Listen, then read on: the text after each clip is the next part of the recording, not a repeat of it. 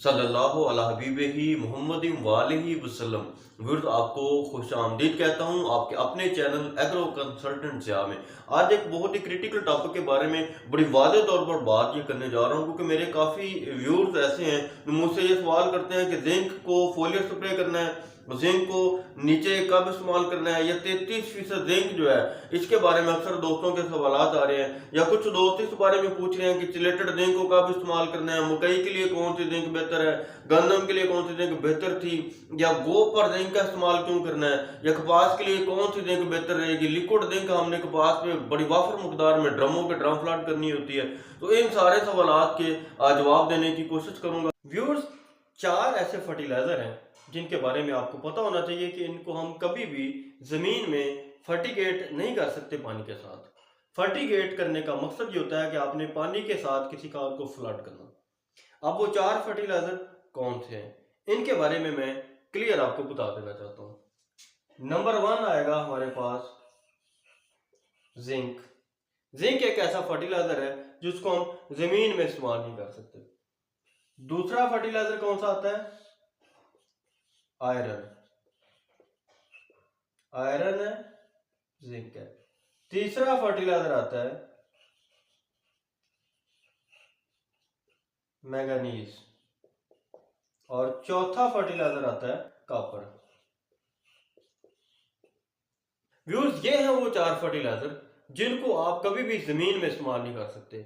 इसमें ज्यादा फोकस मेरा है जिंक पर। जिंक के बारे में मैं लाजमी तौर पर बताना चाहता हूं।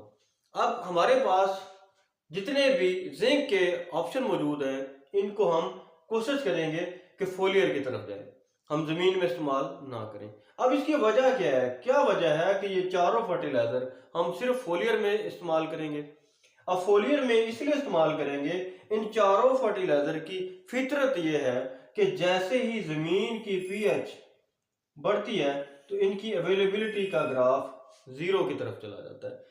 जैसे ही आपकी जमीन जो है इसमें पीएच 7 से 9 की तरफ जाएगी तो इनकी अवेलेबिलिटी, दस्तयाबी जो है वो जमीन में अगर आप इन्हें अप्लाई करेंगे तो ये खत्म हो जाएगी। और हमारी जमीनों की पीएच इस वक्त 8 से 9 के दरमियान में।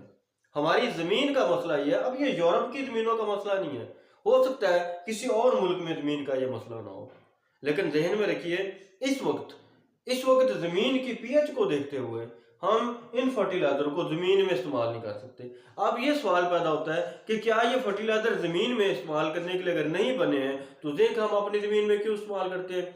जब हमारे मुल्क में 33% जिंक मुतारफ हुई थी उस वक्त हमारी जमीनों में नामजाती मादा कदरे बेहतर था, कुछ जगहों पर बहुत ज्यादा अच्छा नहीं था उस वक्त भी, लेकिन इतनी ज्यादा कल्टीवेशन नहीं थी जितनी कि अब हो रही है, और इतनी ज्यादा हमने खादें भी नहीं इस्तेमाल की होती थी, तो उस वक्त इतना ज्यादा इसका नुकसान नहीं हो रहा था।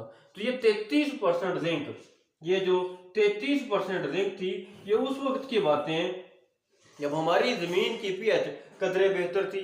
अब जब हमारी जमीन की पीएच 8.5 से लेकर 9 तक चली गई है तो अब 33% जिंक का हमारी जमीनों में कोई जवाब नहीं। कंपनीज ने जैसे जैसे हमारी जमीन की पीएच बढ़ना शुरू हुई तो सॉल्यूशन इसके हल भी दिए। अब इसमें कुछ कंपनीज ने फोलियर आपको न्यूट्रेंट दिए जिसमें जिंक था, कॉपर था, आयरन था, मैंगनीज था। आप अगर मार्केट में जाएंगे तो आपको स्वात एग्रो का हेडलैंड मल्टी मिलेगा। इसी तरह आपको टार्जन की फ्रेंचाइज पे इन चारों प्रोडक्ट का मिक्सचर मिल जाएगा। और भी कुछ कंपनीज हैं जिन्होंने इन चारों प्रोडक्ट को फोलियर फॉर्म में फराहम किया। इसकी वजह सिर्फ ये थी, ये सोल्यूशन मार्केट में सिर्फ इसलिए आए थे क्योंकि इनको जमीन में हम जमीन की पीएच बढ़ने की वजह से, जमीन के साथ जमीन की पीएच बढ़ने की वजह से हम इन्हें इस्तेमाल नहीं कर सकते। तो ये 4 फर्टिलाइजर है जिनके बारे में आप दोस्तों को पता होना चाहिए कि ये जमीनी इस्तेमाल के लिए फिट नहीं है। अब फोलियर में 4 स्प्रे तो कंफर्म मैंने बता दिया आपको, ये आपने जमीन में इस्तेमाल नहीं करने हैं, ये आपने फर्टिगेट नहीं करने हैं, इनको फोलियर में आपने लेके आना है। और ये मेरा कोई जाती फार्मूला नहीं है या मेरे ऊपर कोई नया इल्म नाजल नहीं हो गया। ये कंपनीज की मुतफिका राय है और कंपनी ने इसके प्रॉब्लम की वजह से इनके ब्रांड भी मुतारफ करवाए हैं। हुकूमत पाकिस्तान की तरह जितने भी और अदारे हैं उन्होंने इसकी बकायदा रजिस्ट्रेशन की हुई है। ये कोई ख्वाब नहीं है या ये कोई नई चीज नहीं है, ये मार्केट की ही बात है जो मैं आपको बता रहा हूँ। तो सबसे पहले हमारे पास था 33% जिंक। इसके बाद हमने थोड़ा सा इसको इम्प्रूव किया, हमारे साइंसदानों ने इस पे काम किया, तो फिर आ गया हमारे पास चिलेटेड जिंक।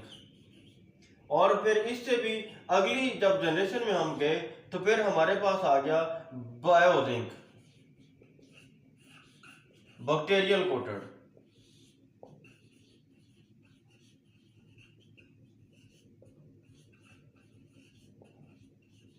अब मेरे दोस्तों जहन में रखिएगा, ये 33% जिंक अब आप बिल्कुल इस्तेमाल ना करें।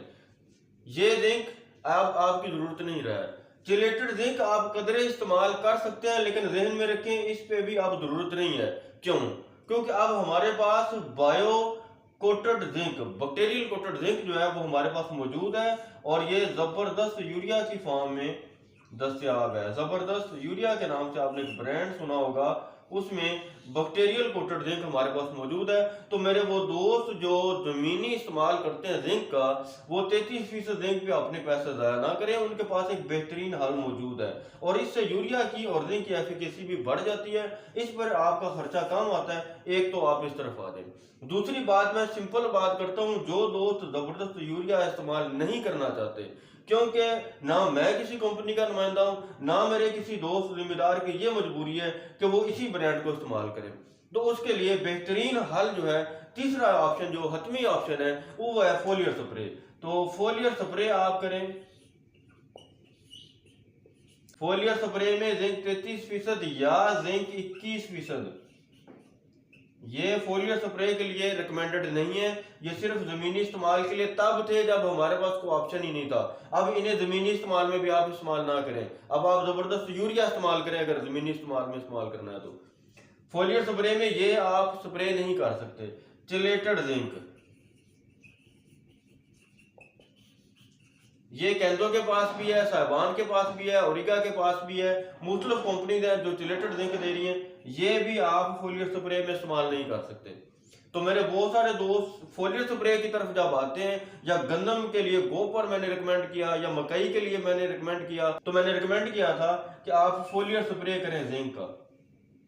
तो मेरे दोस्त बहुत कंफ्यूज थे, तो मैंने आज ये बड़ा वादे तौर पर बताना चाहा कि ये चीजें फोलियर स्प्रे के लिए नहीं है।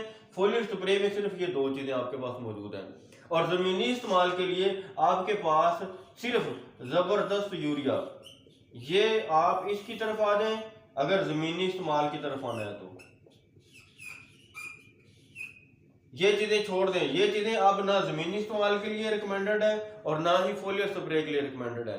जमीनी इस्तेमाल के लिए बड़ा वादे अल्फाज में आपको बता रहा हूँ, आपने सिर्फ जबरदस्त यूरिया इस्तेमाल करना है, क्योंकि ये बैक्टीरियल कोटेड है और बेहतर ऑप्शन है। लेकिन इसके साथ भी फास्फोरस जो है ये आपने बिल्कुल इस्तेमाल नहीं करनी है, चाहे कंपनी वाले रिकमेंड करें भी। तो इसमें आप एक मुनासिब फासला रखें, एक ड्यूरेशन रखें। आखिर में आपको फिर वजाहत के साथ ये बात बता दूं कि जिंक आपने जमीन में इस्तेमाल नहीं करना, क्योंकि हमारी जमीन की पीएच जो है वो इस वक्त 8 से लेकर 9 की रेंज में है, जबकि जिंक 7 से लेकर 9 पीएच तक जमीन में फसल को मुयसर नहीं होता। तो हमारी जमीन की पीएच चूंकि 8 से 9 पर चली गई है, लिहाजा जिंक को आप जमीन में इस्तेमाल ना किया करें। और फोलियर में जब आपको कोई तजवीज़ दे रहा होता हूं तो फोलियर के लिए फोलियर वाला स्प्रे करना है। ये जबरदस्त यूरिया फोलियर में नहीं ले जाना, ये जिंक 33% नहीं ले जाना, जिंक 21% नहीं, ये जमीनी इस्तेमाल के प्रोडक्ट है। फोलियर के लिए सिर्फ फोलियर इस्तेमाल का प्रोडक्ट लेकर आना है, जमीनी इस्तेमाल के प्रोडक्ट को फोलियर में आपने नहीं लेकर जाना। क्योंकि तब्दीली तब आती है जब हम कुछ अहद करते हैं, फैसला करते हैं कि हमने अपने आप को बेहतर करना है। अल्लाह ताला आपका हामी और नासर हो। अल्लाह ताला आपकी ज़िंदगी में खुशियाँ और आसानियाँ पैदा करे, आपकी ज़िंदगी में अल्लाह फजल और करम की बारिश करे, आपकी ज़िंदगी से दुख और तकलीफें ख़त्म हो। अल्लाह ताला आपका फिर कहूँगा हामी और नासर हो। जज़ाकल्लाह, बहुत शुक्रिया।